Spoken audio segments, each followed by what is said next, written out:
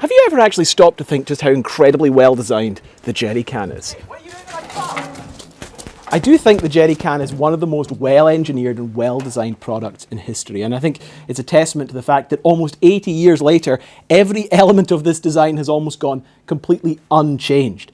Now, looking at it in the actual size and shape, it becomes obvious why it is a very useful item. It's easy to stack side by side. You can put them on top of each other from the floor to the roof. You can put 100 of them in a lorry. You can put 1,000 of them in a ship. Or if you're traveling in a small car, you can easily strap 5 of them to the inside or the outside. If there's one person, you can carry 2 of them, 1 in each hand. Or if they're empty, you can easily carry 4 by using these 3 handles. One of the things that I think is always quite distinctive and unusual about the shape of the jerry can is this bubble up here at the back. Why on earth is it that there is an area that can be not filled with liquid when you consider how low the spout is? Well, that's probably one of the more clever elements of this. When this is filled up to the top with liquid, there's enough of an air bubble in here that if you drop it off the side of the ship, fire it off the side of an airplane, knock it off the side of a pier, it can still float perfectly in the water.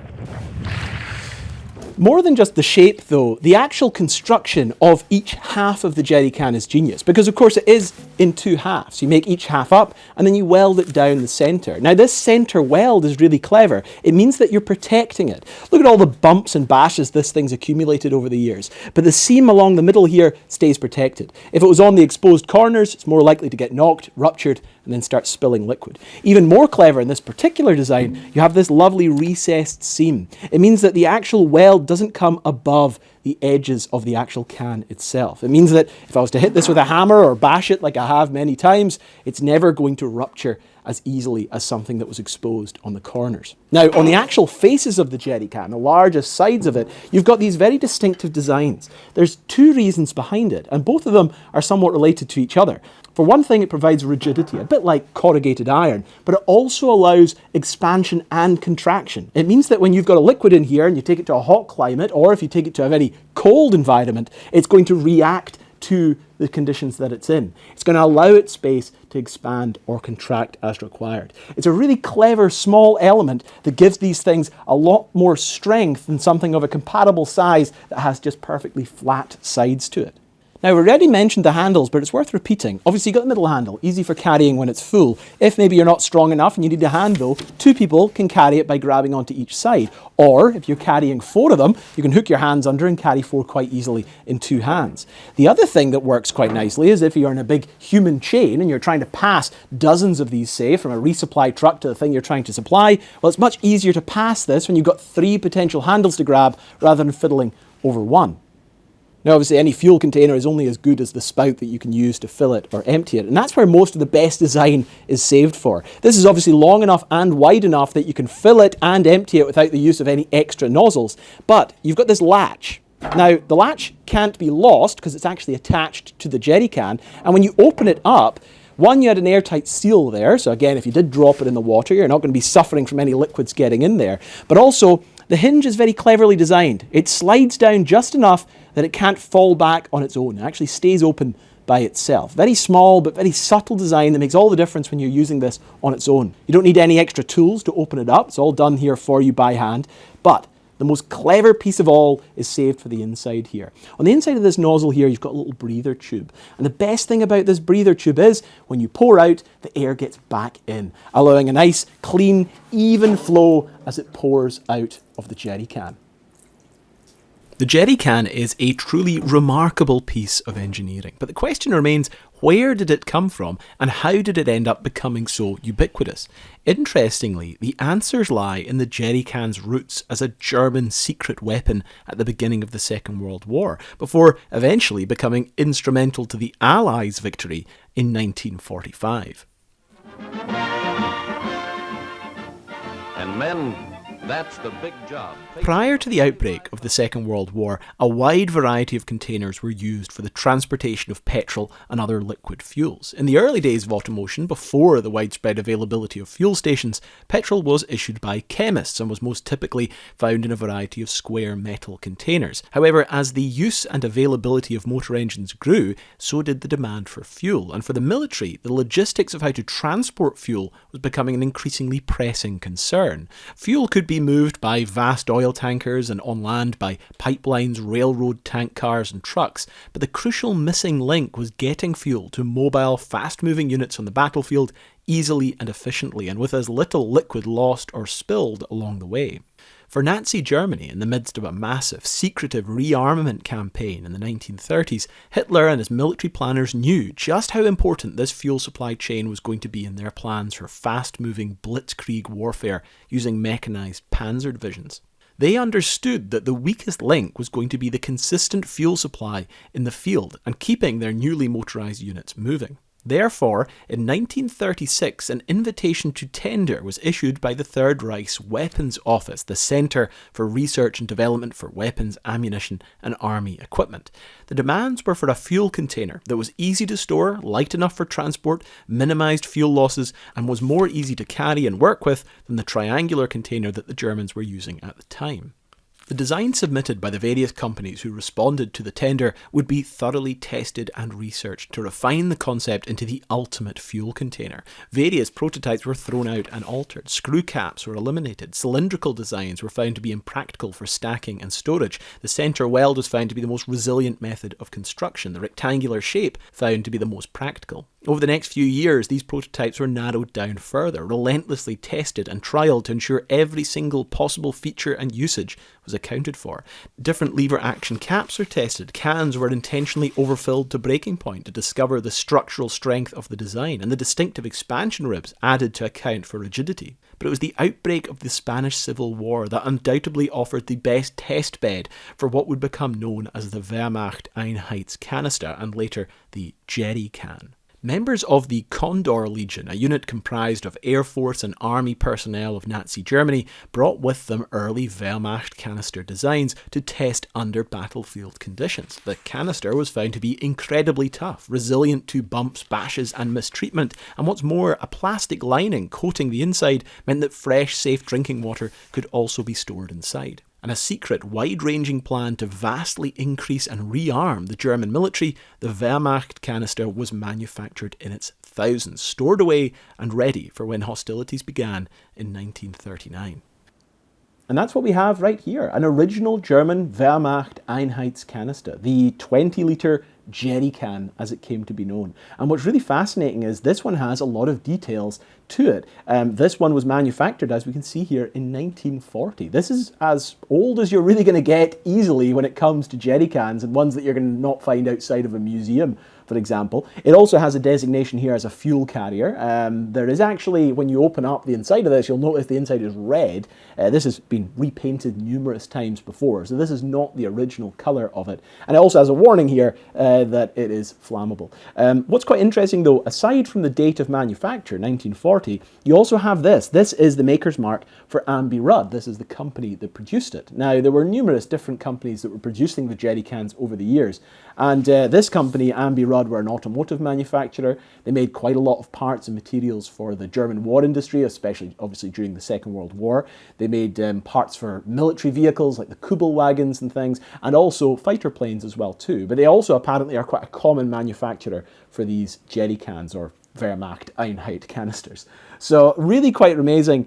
It's just such an amazing living piece of history, because more than anything else, you could still use this. There is some paint flecking off on the inside, but if you maybe use some paint stripper, resealed the inside with a plastic coating, you could probably start using this again. There are no leaks, there are no terrible rusted spots that are about to break away. It still works in the exact same way that it was intended to all those years ago when it rolled off the production lines in 1940. I think the other thing that's fascinating is just how similar it looks to a modern day jerry can that you can pick up in the current year. If you look at this jerry can, this thing's probably 5, 6 years old, maybe 10 years old at this point. It's quite a cheap example that we picked up and we use for petrol, because there is no fuel stations where I live on my island. But 20 litres, same designation. It's got the same kind of debossed indentations to provide rigidity to the actual frame of it. It's a little bit shorter, but it's slightly wider. You've got your 3 carrying handles on the top. You've got a similar sort of latch. But what I will say about this is far inferior compared to the original jerry cans that I've got here. The most notable thing is this one doesn't have a recessed weld. The weld is actually sticking right up along the top. And if you were to bash this or knock it, there is a good chance that the weld could pop open and it could start leaking. Obviously not the case with these originals, where you have the recessed weld that was designed exactly to avoid that problem. This one also has a terrible latch. It's always sticking. This thing is as smooth as the day it rolled off the production line, I'm sure. And this one is also corroding and rusting away far worse than any of the examples that I have here as well too. So quite interesting to see how the design has maybe not even sometimes evolved, but devolved over the years as well too. The Battle of France was a real watershed moment, improving the effectiveness of mechanised warfare, but also the effectiveness of the jerry can. German units were often assigned a jerry can and a siphoning hose so that they could tap any fuel tank or car that they might come across in their race towards Belgium and France. However, by the time the conflict spilled over into Africa, the jerry can had become less of a secret and more something that was beginning to become coveted by the Allies, especially the British. Hey everyone, Callum here, and this is just a quick note to say that this video is brought to you today by you, the people who watch, comment and support all my videos in all the different ways that you do. A special thanks to those of you who support me through my Patreon feed and also through Buy Me a Coffee, or Buy Me a Whiskey in my case. This video is also brought to you today by my friends at Share a Cart. Share a Cart is a simple free browser extension and app that lets you quickly and easily send or receive an online shopping basket. So as you may know, my partner and I are currently trying to build a house. I'm also trying to build out my new camper van. We're renovating a caravan to live in while we build the house. I'm also buying all sorts of random bits and pieces for YouTube videos, artworks. It gets complicated, okay?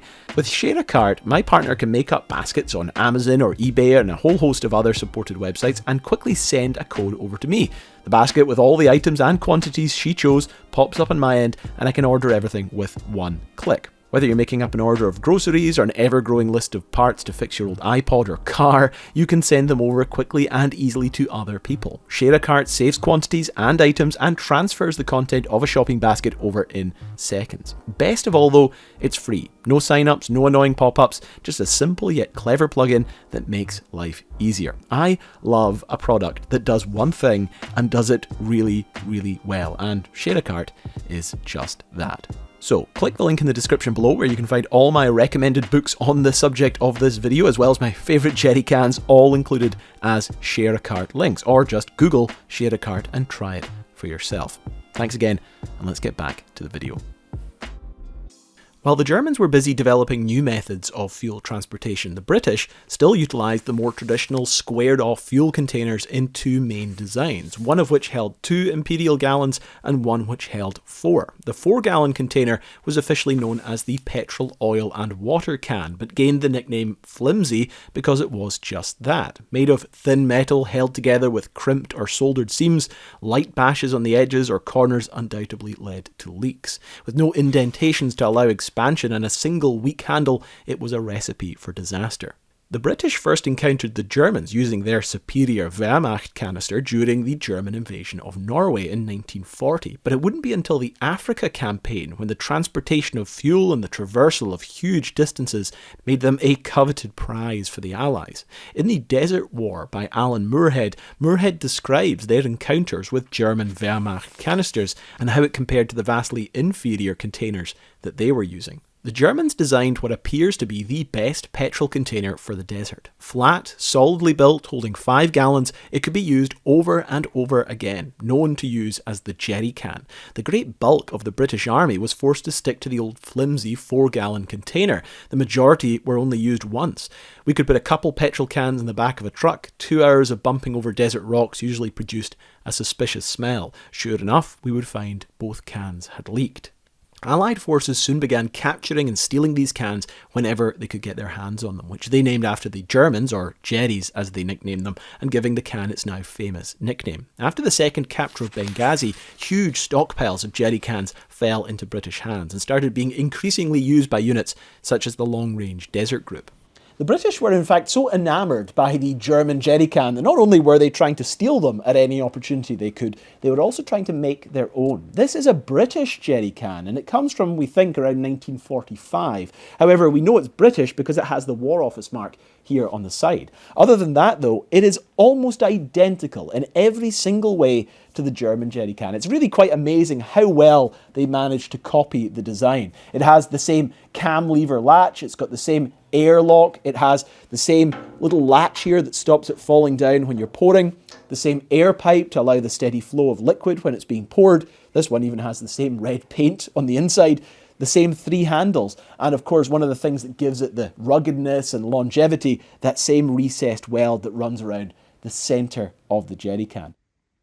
The British had recognised the effectiveness of the jerrycan early. However, across the pond, the Americans were a little bit slower on the uptake. One man, however, was desperate to prove the value of this design to American military officials. And of course, it would be the jerrycan that would prove so essential as the Allies raced through Europe in their approach on Berlin in 1945. Early in the summer of 1939, before the German secret weapon had made its debut, a couple of examples began a roundabout journey into American hands. Paul Pleiss, an American engineer who had recently finished a manufacturing job in Berlin, began an overland road trip to India with a German colleague. The men bought an automobile chassis and built a custom body for the journey. As they prepared to leave, however, they realised that they had no provision for emergency water. However, the German engineer both knew of and had access to thousands of the newly developed Wehrmacht-Kanister that were being stockpiled at the Tempelhof airport. And because all cans had been manufactured with an internal plastic liner, they were safe for fuel and water. Requisitioning 3 of these cans, the pair mounted them on the underside of their car and set off on their journey. Pleiss was undoubtedly impressed by the performance of this previously unknown can, but as they reached India, the war began to loom, and Field Marshal Göring sent for a plane to collect the German engineer, requesting his presence back in Germany. Before departing, however, the engineer left Pleiss with the car and the jerrycans, and even more amazingly, he gave the American the complete specification for the jerrycan's manufacture. Pleiss continued on alone to Calcutta, where he put the car and the secret canisters in storage before returning to Philadelphia. Back in the United States, Pleiss repeatedly approached military officials about the wonder container that he had found on his road trip, but without a sample, the officials in charge took little to no interest. Pleiss realised he had to get an example of this Wehrmacht-Kanister into the US, and to avoid the possibility of the cans being stolen or removed, he eventually decided to have the entire vehicle sent to him via first Turkey and then the Cape of Good Hope. It arrived in New York in the summer of 1940, and the 3 jerry cans were still intact and attached to the underside of the car.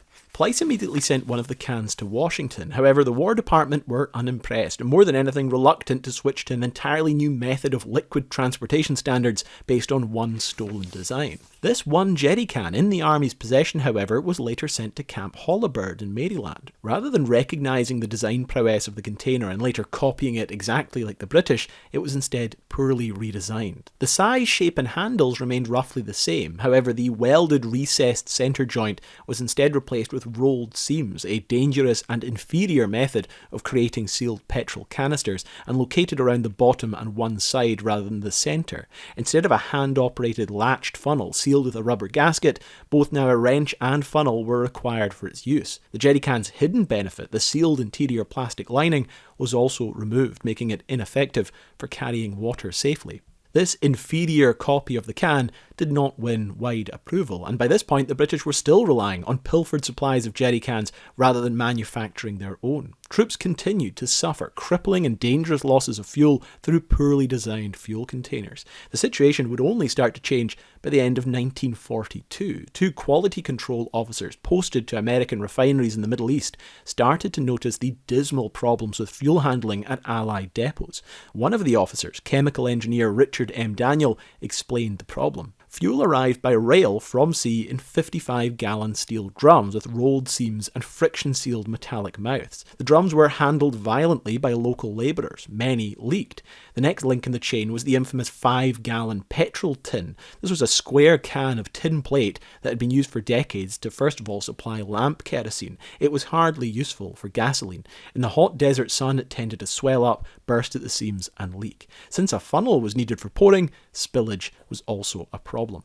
Daniel and his colleagues submitted a scathing report to the naval officials in Washington on the situation. They stated that 40% of all gasoline sent to Egypt was being lost through spillage and evaporation. The actual statistic was a guess, but it was enough to spur officials into finally adopting what the men on the ground had been demanding for years. A new 5-gallon container under consideration in Washington was cancelled, and the British were finally ready to gear up for mass production of their jerry can copies. By early 1943, 2 million British jerry cans had been sent to North Africa. Since the British had such a head start on their manufacture, they also began producing all the cans that would eventually be required for the operation that would rely on them the most, the invasion of Europe. As the Allies stormed Europe, the jerry cans were everywhere, an essential tool for keeping armies running. Mechanical filling by means of a device called the rotary cow could fill up 720 cans per hour. By the time Germany was close to surrender, some 21 million Allied jerry cans had been scattered all over Europe. So much so, in fact, that the careless abandonment of empty cans by Allied troops was beginning to result in an acute shortage of them, with empties being used as stepping stones in mud or for anything other than transporting fuel. The US Army eventually resorted to offering prizes to French school children for the recovery of empty jerry cans, with over 1 million being recovered by this method alone. President Roosevelt himself observed in 1944 that without these cans it would have been almost impossible for our armies to cut their way across France at a lightning pace which exceeded the German Blitz of 1940.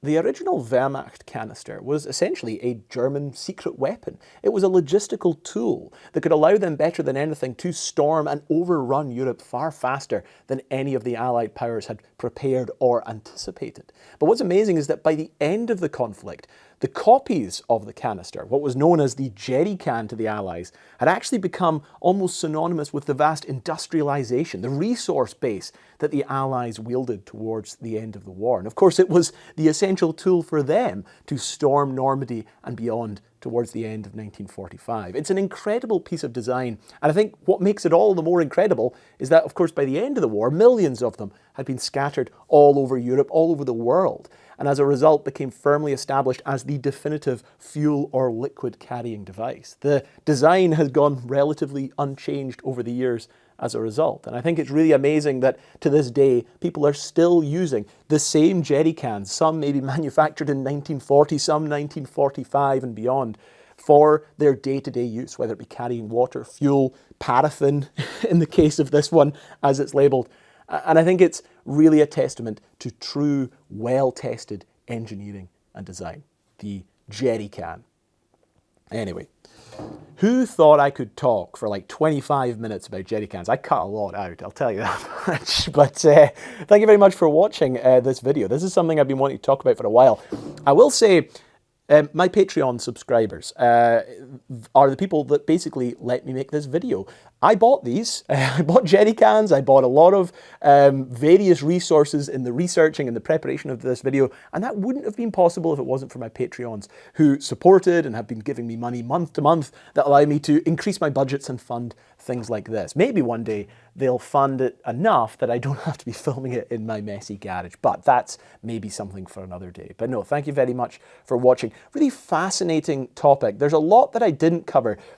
I think the thing that maybe will be outdated at some point in this video, and I'll call it out now, is the information about Paul Pleiss. Now, if you guys don't remember back like 5-10 minutes, Paul Pleiss was the American engineer who went on that car trip to Calcutta with an anonymous German friend who gave him the jerry can and gave him the instructions for how to manufacture it and said, right, I'm off back to Germany, have a good war.